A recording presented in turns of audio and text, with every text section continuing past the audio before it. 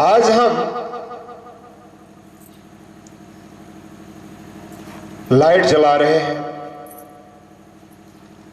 इस लाइट को जलाने के लिए देखिए बगल में जनरेटर चल रहा है। यदि जनरेटर बंद कर दिया जाए तो ये रोशनी गायब हो जाए, लेकिन दिन में जनरेटर तो नहीं जलाना पड़ता। रात में भी चंद्रदेव की कृपा से जब चांदनी धरती को प्रकाशित करती है तो भी लाइट की जरूरत नहीं पड़ती, दूर दूर तक दिखता है। तो सूरज में प्रकाश किसने दिया, चंद्रमा में प्रकाश किसने दिया? उस परम पिता परमेश्वर ने दिया। तो उस प्रकाश के रूप में भी भगवान श्री हरि श्री कृष्ण ही साक्षात है। और उनका जो दूसरा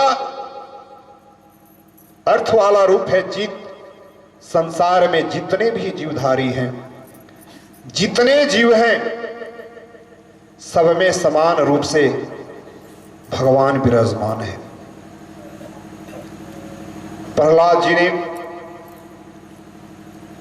अपने पिता हिरण्यकशिपु से कहा ना, हिरण्यकशिपु ने कहा कि बुलाओ तेरे भगवान कहाँ है। बड़े सहज भाव में प्रहलाद जी ने कहा, पिताजी हमारे प्रभु तो कण-कण में हैं, हम में तुम में खड़ग खंभ में घट घट व्यापे राम। बोले कि खंभ में भी है? बोले कि हाँ, खंभ में है। ये ऐसा सुन करके हिरण्यकशिपु ने क्या किया, सबसे पहले कहा कि मैं तुझे बाद में मारूंगा।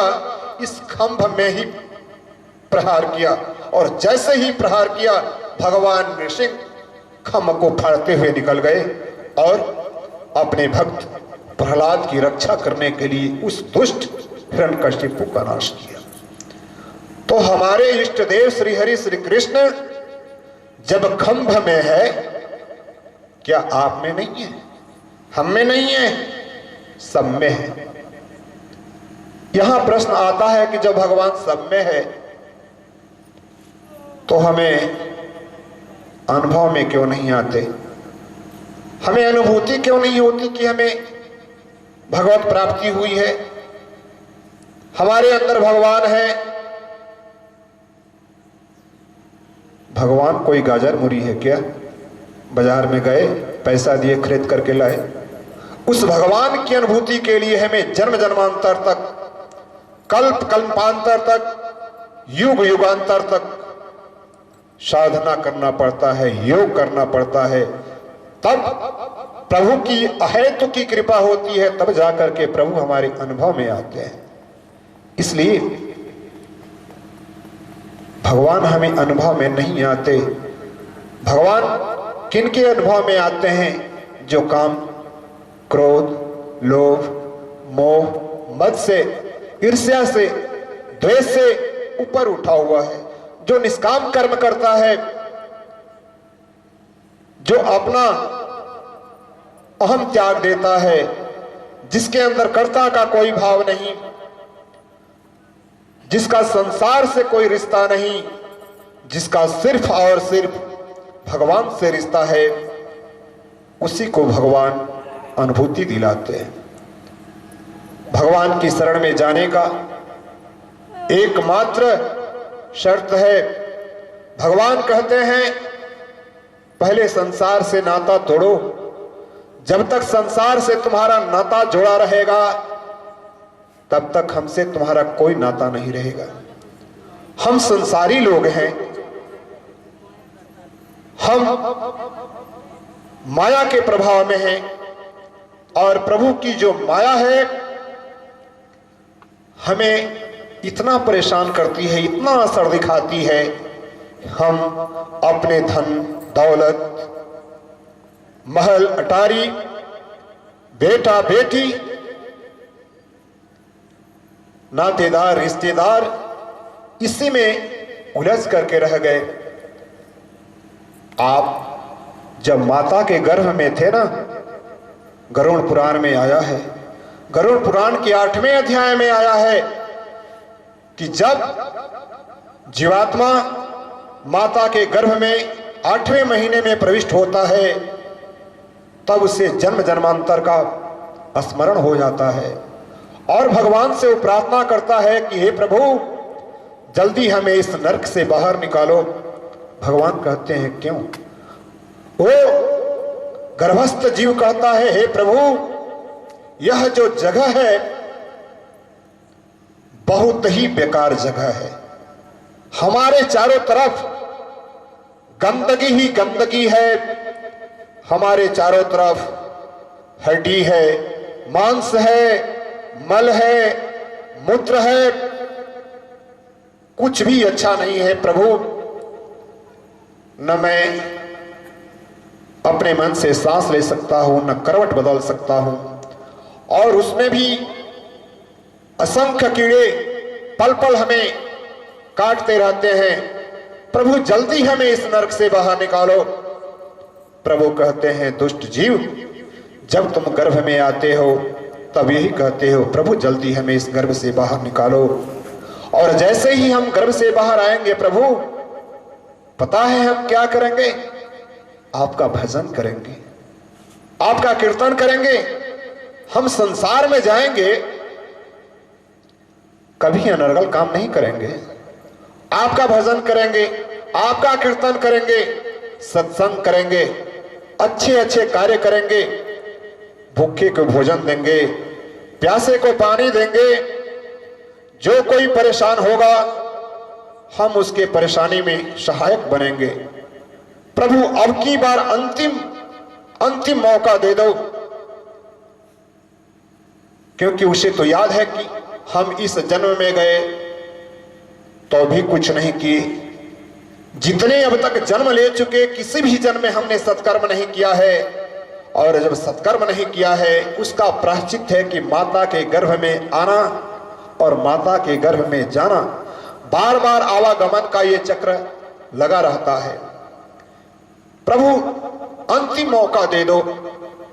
हमने प्रभु से वादा किया है, जब हम अपनी माता के गर्भ में थे ना, जब आप अपनी माता के गर्भ में थे, गरुड़ पुराण में ऐसा लिखा है, गरुड़ पुराण का 8वां अध्याय, गरुड़ पुराण में लिखा है कि जीव प्रभु से बार बार निवेदन करता है प्रभु हमें इस नरक से बाहर निकालो। प्रभु कहते हैं चलो बेटा हमने इतना बार मौका दिया तो एक बार और भी मौका हम तुमको दे देते हैं।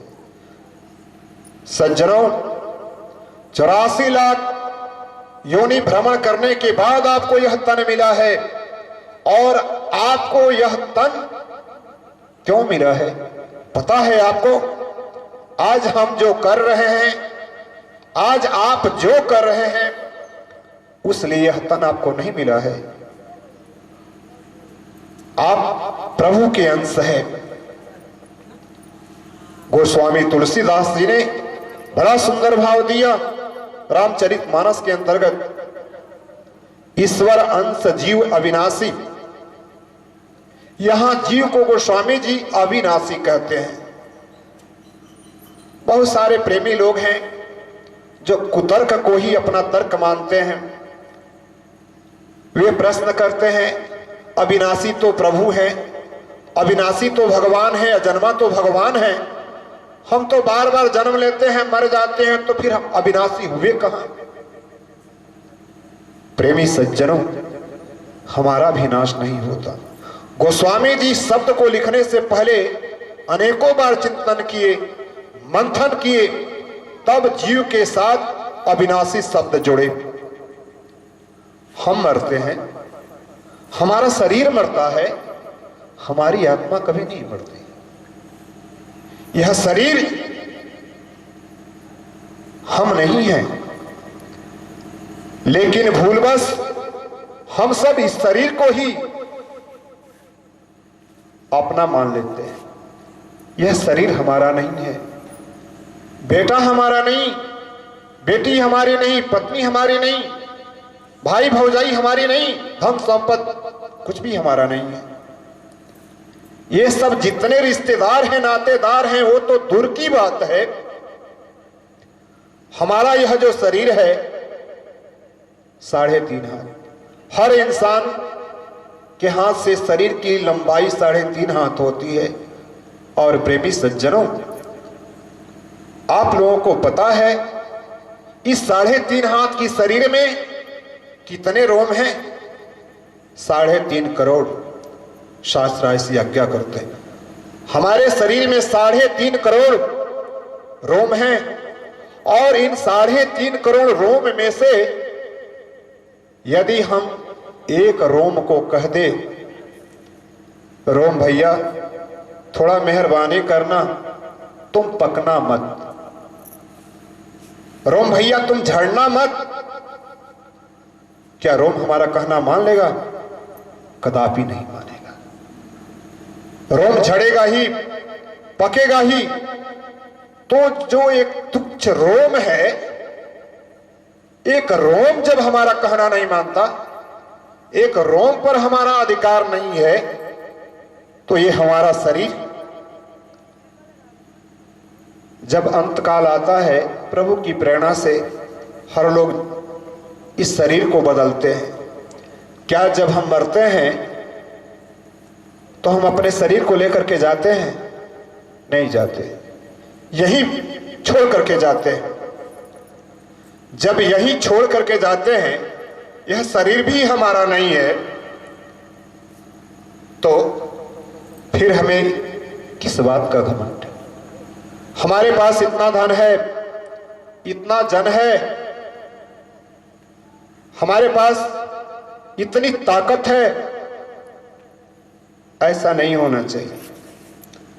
हमारा कुछ भी नहीं है, सब भगवान का है। हमें हर चीज भगवान में ही अर्पित कर देनी चाहिए। भगवान का शुक्र मनाना चाहिए। भगवान की कृपा से हमें यह देव दुर्लभ, यह जो शरीर मिला है ना, इस शरीर को प्राप्त करने के लिए देवता लोग ललायित होते हैं, लेकिन देवताओं को भी सौभाग्य नहीं प्राप्त हो पाता। इस शरीर को प्राप्त करने के लिए देवता लोग ललायित रहते हैं, हमें यह शरीर मिल जाए, लेकिन देवता लोगों को भी नहीं प्राप्त होती। और जो देव दुर्लभ शरीर है, इस शरीर को हम प्राप्त करके हम अपने स्वरूप को भूल जाते हैं, हम प्रभु को भूल जाते हैं। आपसे हमसे बड़ा भागा कौन है? अंत समय में कुछ भी काम नहीं आएगा। जब काम आएगा, हरि का नाम ही काम आएगा। इसलिए हमें जहां तक हो सके प्रतिदिन, बहुत ज्यादा नहीं तो बहुत कम, एक बार भी यदि हमारे मुंह से राम नाम निकल गया तो वो दिन सफल है। बहुत लोग कहते हैं हमारे पास समय नहीं, हम कहां से भजन करें, कहां से कीर्तन करें। भैया नहाते हैं ना, परसेंटेज लोग नहाते हैं। नहाते वक्त हर हर गंगे, हर हर महादेव, जय श्री शंभु बोल तो हो गई पूजा। चलो, हम में से बहुत सारे ऐसे लोग हैं, ऐसे वीर लोग हैं जो नहाते ही नहीं। कोई बात नहीं, भोजन तो करते हैं। भोजन ही करते हो। जैसे ही अन्नपूर्णा देवी हमारे सामने आई, अन्नपूर्णा देवी को सामने पा करके जय हो अन्नपूर्णा माता की, जय हो भगवान कह करके भोग लगा लीजिए, आपकी पूजा हो गई। अरे खाते हो, हम क्या करते हैं? कुछ भी तो नहीं करते, खाते हैं। भजन तो एक बार नहीं होता, कीर्तन एक बार नहीं होता, लेकिन गिनती नहीं हम कितनी बार खा लेते हैं। चलो कुछ मत करना, जो खाओ भगवान का नाम ले लो, हो गई आपकी पूजा। लेकिन